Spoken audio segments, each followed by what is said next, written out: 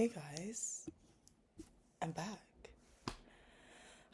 I mean, trying to sit down and find a way to film this video, which is an entirely serious video, can I add? But I wanted to quickly film this whilst the emotion was kind of raw and whilst I was feeling vulnerable and scared to do this, which is why I wanted to film this. And this was the closest thing I had, so allow me. I've been wanting to make this series called Lost in London for a while. I said I wasn't going to be one of those people who cry on camera, but it's hitting me and I need to get it out because I feel like I can see through my eyes and not my brain, if you get what I mean. Anyway, I wanted to make a series called Lost in London, and last year I made a big decision to find something else to do other than science. By trade, I'm a biochemist, and it was really hard to come to the decision that science isn't serving me in the way that I dreamed when I was a little girl. And that was so difficult. I was pacing the streets of London. I was crying, the sun's out, and I'm like, what do I do? I'm mid to late 20s. I don't want to do this thing I spent so long training to do. It's not serving my nervous system and it's not serving my morals and personality and the character that I've grown to love and nurture. It doesn't align with who I now believe I really kind of am. And making that kind of decision to start looking for something that aligns more with me, God, that was hard. And I didn't have a time frame. I just had ideas. I had dreams. It was so nice to dream.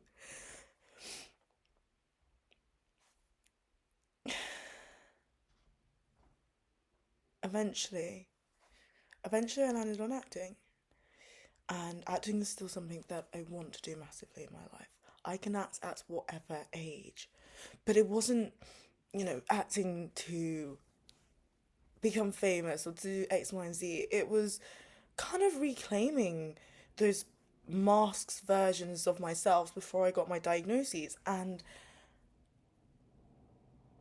I needed a way to channel that, especially to keep my inner peace. Sometimes I want to get bitchy. Sometimes I want to be angry. I want to be that angry black woman. Even though I'm they, then nobody body. Sometimes that's what I want to be. And it felt like it was so suppressed inside of me. And science, even more so, was just suppressing it further. The medication was just suppressing it further. I couldn't do it anymore. And I went on this journey of dating, of going to see the doctors, looking at holistic things. And I also went on this journey of going to Pilates. And I'll come back to that.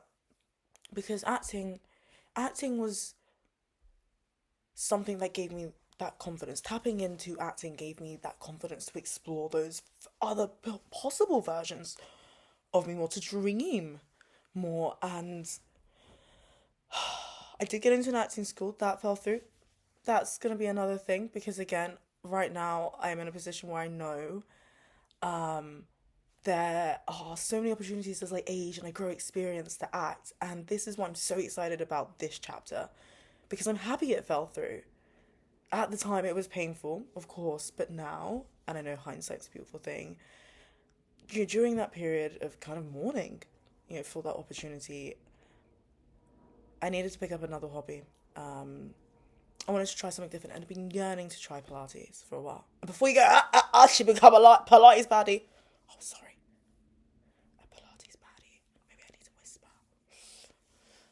Before you say that, I'd like to say bear with me, stick with me. And actually, if you don't stick with me, well, then this video might not be for you. As I was saying, I picked up Pilates. And Pilates, it was a challenge. I've had surgeries on my knee. I come from a background of sport. I'm used to being an athlete. And over the years, I gymmed heavily. Loved it. I'd be there 6 days a week, following my gym plan, all of that. And that stuck because of injuries and then obviously rehab. It's great to go to the gym, right? Had to stop doing lacrosse, gymnastics, and I tried to pick those up as an adult. You move to the big city, to the big city. You move to the big city and you realize there's all these opportunities. But alongside of that, you kind of need to nurture your inner child. And a way of doing that and keeping fit as well, 2 for 1, was exploring these, and nothing stuck. Nothing stuck. And I kept thinking, oh, but I used to do this. Why am I doing it now? And why is it not nice? Why am I not enjoying doing this now? I kept trying, I was asking people, hey, how did you find like a sport to do or a hobby in London? Like asking for recommendations, X, Y, and Z. And it's actually funny enough that I really didn't actually start re-exploring the things that I wanted to do. And I kept saying, oh, when I have more money, when I have this. Those were the things that, no, let me rephrase that. That was when kind of my journey to Pilates got closer and closer, because it was almost saying, hey, you deserve this. And by saying, oh, when it's this, when it's that, you're not giving yourself the time that you deserve, the love that you deserve. You don't feel like you're worthy enough to do this. Otherwise, you would have done it. Because, as the saying goes, there's no one coming to save you. There's also no one coming to stop you either. I was stopping myself for the longest time. So, building up those hobbies, not building up, slowly doing those hobbies that I said I'd revisit, that I kept denying myself of because subconsciously, internally, I felt like I wasn't good enough. Finally getting to those gave me the courage to honestly go and do Pilates. And when I say Pilates, I did Reformer, and I found a studio near me that I've been seeing very often, from the area that I recently moved to at the time. And I always thought one day, and then that day came. So the acting gig falls through, I've got to bounce back, and I'm finally going to pursue this thing that I've really wanted to try. I was hooked. And it wasn't in the way that I thought it would be. Again, it was a challenge for me as someone with a sporting background. I'm not used to using and moving my muscles in this way. I'm using muscles that I didn't know that existed. But also, I'm having to listen and follow someone. I'm having to take directions. It's not me taking directions. It's not me having to self-motivate myself. Especially when times are a bit low. Mustering up the energy to self-motivate yourself and then actioning that thing can be so difficult. So having someone be like, you're doing a great job, keep going. Like, thanks, actually, I needed that. But sometimes the brain can be mean and it says things that can hurt us. So having just an extra voice, an extra hand, I mean, why not? So I kind of really had to abandon the ego and submit. And I talked about submitting in my last video. And this is a massive theme, kind of, I guess, through my growth, because it's allowed me to submit a bit more to life and a bit more to these things that I otherwise may not have tried. And one thing about this studio particularly, there were other studios about, don't get me wrong. I loved how calming the space was. Neutral tones, aromas. There were few reformer beds in the class. When I started the classes, they kind of started with breathwork, and I know this is common now. But also, some of them, because they might be trained in yoga, in sound baths, they incorporate maybe some practices from there into it. And it was such a meditative and holistic practice for me. And I was already looking for a way to reconnect and find growth in this spiritual journey that I was on anyway, because I felt stagnant in this. And that's another topic of conversation.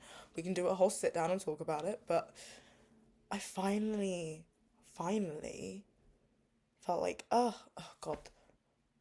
Not the quality of this video. The video just kind of because the sun's gone. And I thought, oh, let me sit in front of here, sun's out, oh, melanin popping. I shouldn't trust this London weather. Anyway,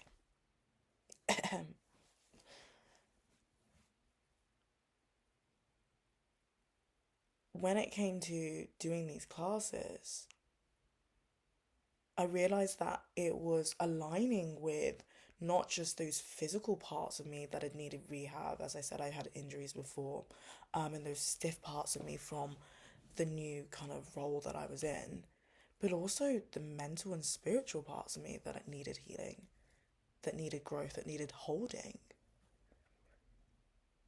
And combined with not just reformer, but yoga and sound baths. And I already loved a sound bath. Yoga, oof. And I think it was just because I was maybe trying to do it by myself. And I just kept failing. So I thought, okay, this is another excuse to give it a go, maybe in a different environment. I was also yearning for community, I still am. So that was a great way to combine these things. Again, gotta keep trying, and that's what I've been doing, trying, and it finally clicked. And I want to say reformers changed my life. I never thought I'd be sat here crying in front of a camera. But reformers genuinely actually changed my life. Since starting, I've been able to come off my antidepressants. And I'm feeling those happy thoughts. These. Oh. Sorry. I'm feeling these like positive thoughts, these positive affirmations just coming to me. I might actually have to edit this. Oh, no, I can't be bothered, honestly, guys. I'm so sorry. Like, I've got places to be. Sorry. I'll get better. I I never thought I'd be here crying in front of a camera, in front of you guys, about how reformer, this has changed my life, and it really has. And today I was sat down, and what really pushed me to record this video, and I was like, this is the time, is that I'm in a new chapter of my life, and that is I'm going to train to become a reformer teacher. And that is because genuinely these classes and the teachers there genuinely touched my spirit, my soul, in a way I don't think maybe any of them might realize the depth. Ooh.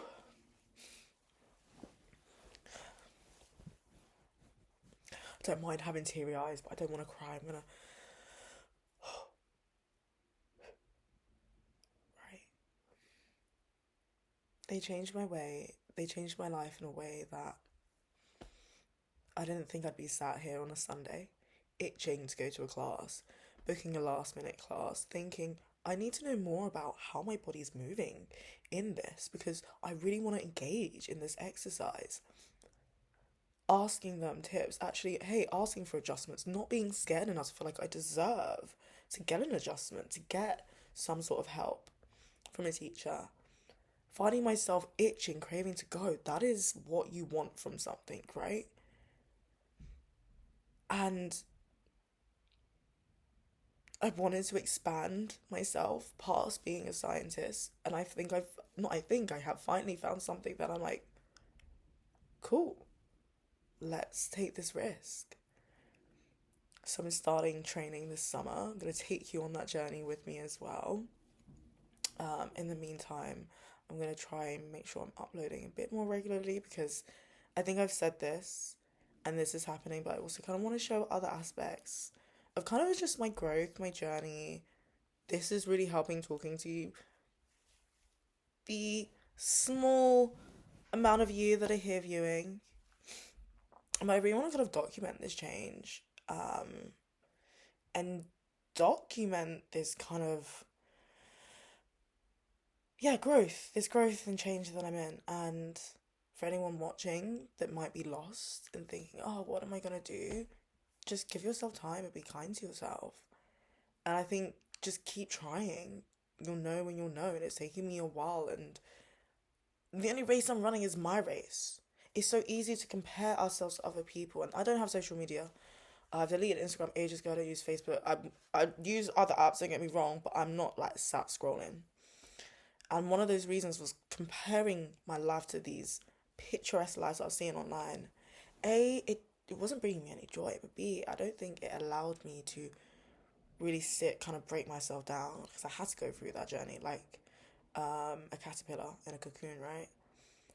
And kind of go through that pain, but also the ability to think for myself and to discover for myself through trial and error, which is what I did, what keeps me going back.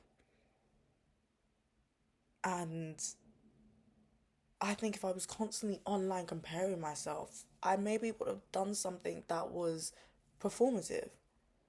Because, like I said, sitting here in front of the camera is not nice. This is, I'm like, yuck when I see people do it, okay? But here I am crying because I genuinely believe, I cannot tell you how much I believe in what Reformer can, not just Reformer, Pilates in general, but what Reformer did for me, what Pilates did for me, what not giving up does for a person. And I'm so passionate about it.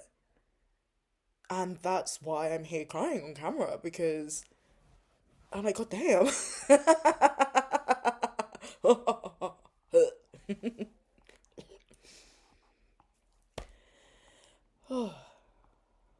So yeah, this new chapter is, I'm excited.